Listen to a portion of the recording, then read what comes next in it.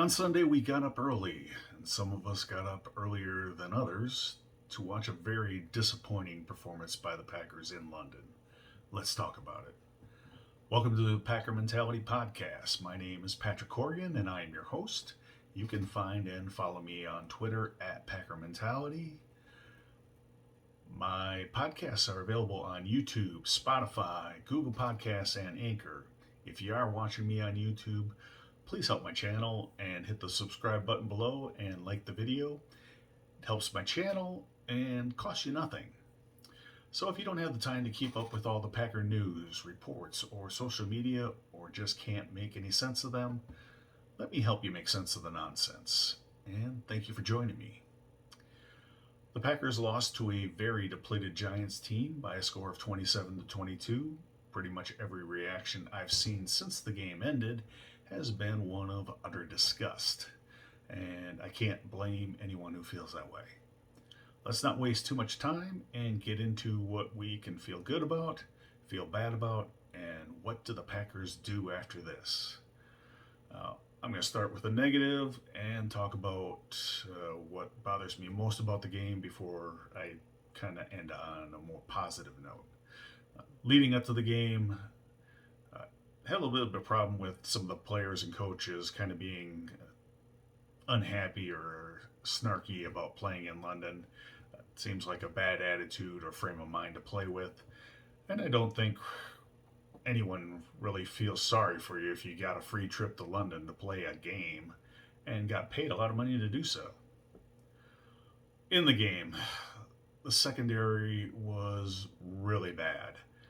Daniel Jones, the Giants quarterback, was 21 for 27, over 200 yards. No one is mistaking Daniel Jones for Patrick Mahomes, Josh Allen, Tom Brady, Justin Herbert. He's not an all-pro or Pro Bowl quarterback, at least not so far.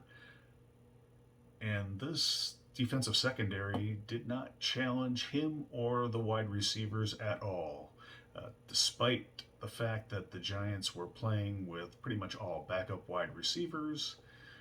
They played the Packers secondary seemed out of position and seemed to be giving them way more respect than they deserved. They were playing really far off. And they committed some defensive penalties at the worst possible times. I'm not going to go play by play, but let's talk about some of the key plays that affected the game after the Packers had gotten off to a really nice start. They were up 17-3 and had to be feeling pretty good. They looked pretty good. But things started to go south after the Packers scored their second touchdown to take that 17-3 lead.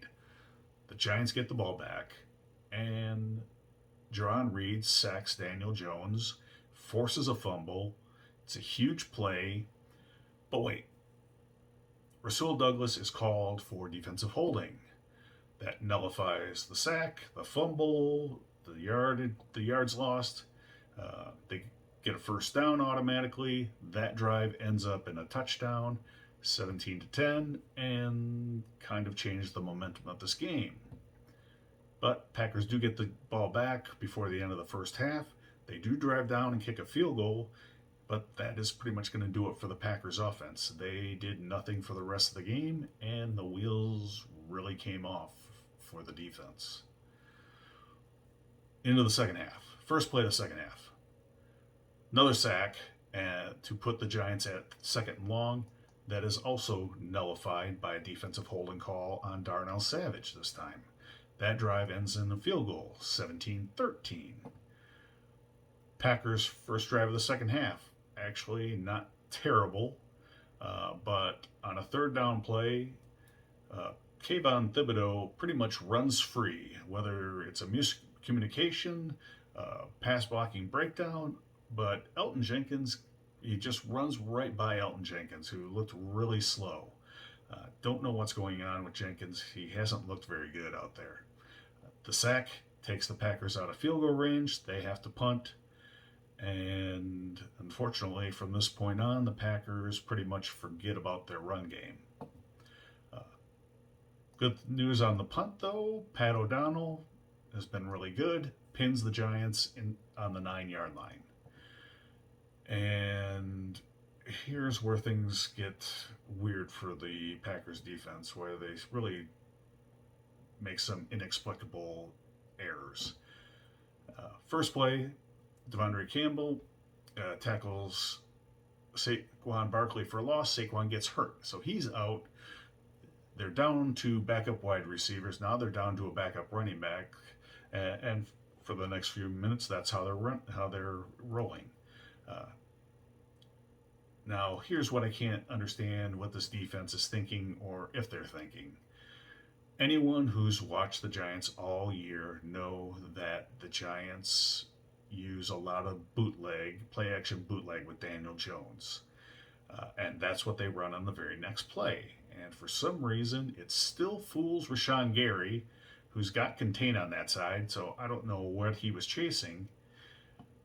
But he gets sucked inside. Eric Stokes, who's the quarterback on that side, also gets sucked inside watching the tight end, even though the tight end was blocking.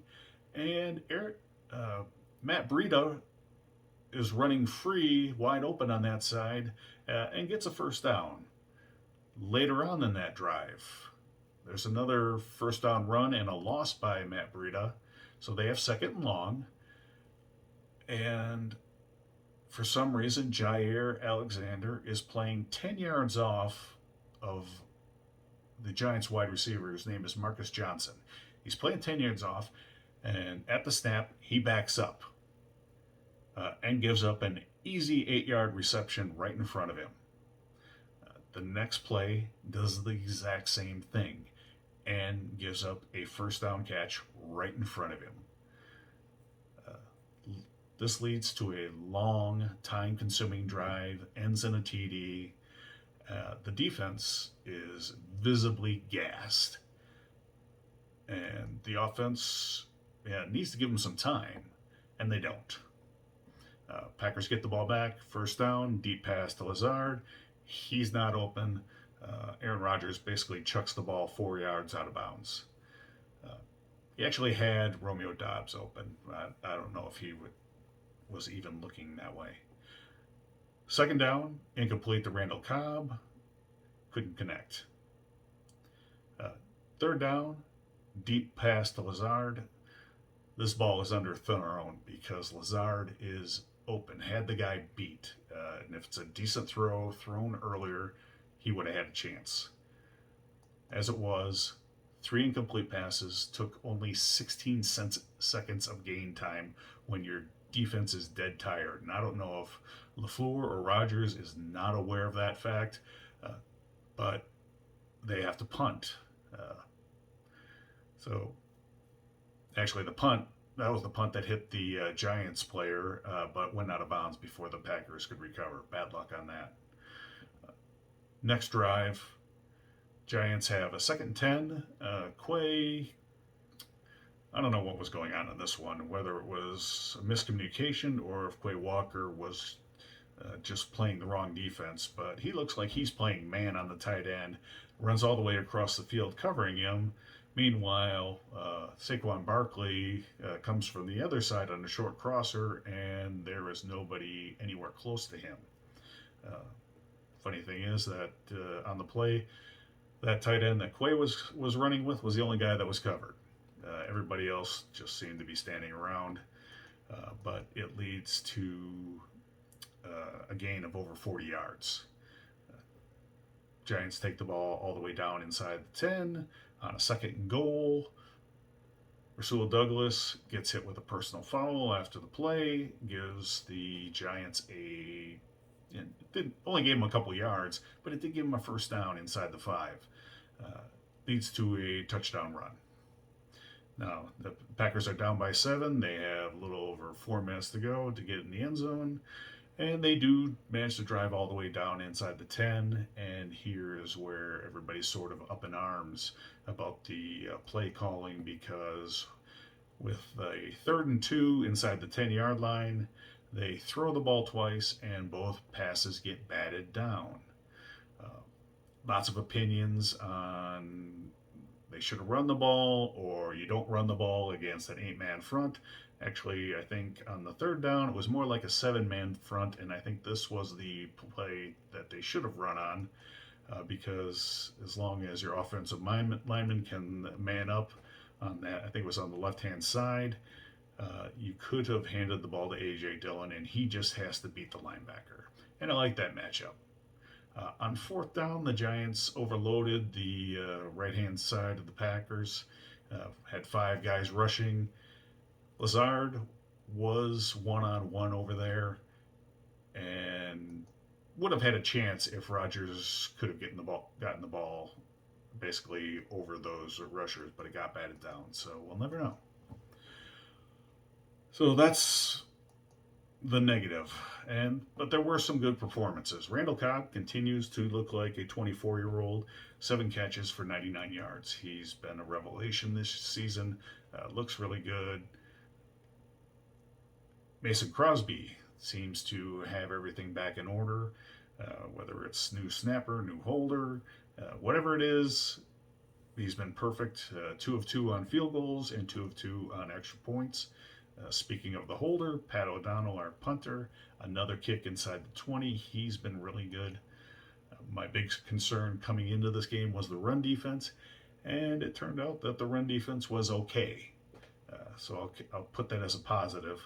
They did keep Saquon pretty much in check except for one play. And even with that one big play, the Giants still only averaged 4 yards a rush. Now, what needs to be done going forward? Defensively, I don't think this is about talent or lack of talent. That talent isn't even being used. I think these guys are not being utilized correctly. I think they're out of position, whether it's scheme, whether it's philosophy, whether they aren't being coached and corrected when they're lining up 10 yards deep against backup receivers. I don't know what it is, but this talent isn't being used. I can't tell that we have an elite cornerback on one side and a first-round pick on the other side, and another cornerback that we paid really good money to. These guys don't look like the guys that were there last year. Plus, we have other multiple first-round picks. Darnell Savage, Kenny Clark, Quay Walker, Devontae Wyatt, who basically hasn't seen the field. I think he was injured this week. And hyped free agents and all pros, Devondre Campbell. I can't tell that these guys are on the field because they don't seem to be in the position to make plays. And this is either a bad scheme or philosophy for this group, or guys are just making too many mistakes. And I think it's a little bit of both. Next week, we have the Jets, who have more talent than the Giants. If the Packers don't get this stuff corrected, they have a good chance to lose to the Jets. Even worse, we have the Bills coming in at the end of October. And if this defense continues to play like this, the Packers are going to get an epic ass kicking by that offense. That offense is way too good, and we cannot play like this when we get to that point. My first move for the defense would move Jair Alexander to the slot because he matches up physically better, quickness-wise, and physically better with the slot receivers, and move Rasul to the outside where he can get more physical with those receivers. They'll both be better off, and this defense will be better. On the offense, we need to get the offensive line corrected.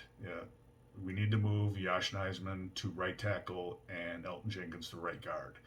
Jenkins is not holding up at right tackle, and Royce Newman is the weak link in this offensive line. Make that change this week. Need to give the ball to Aaron Jones and A.J. Dillon.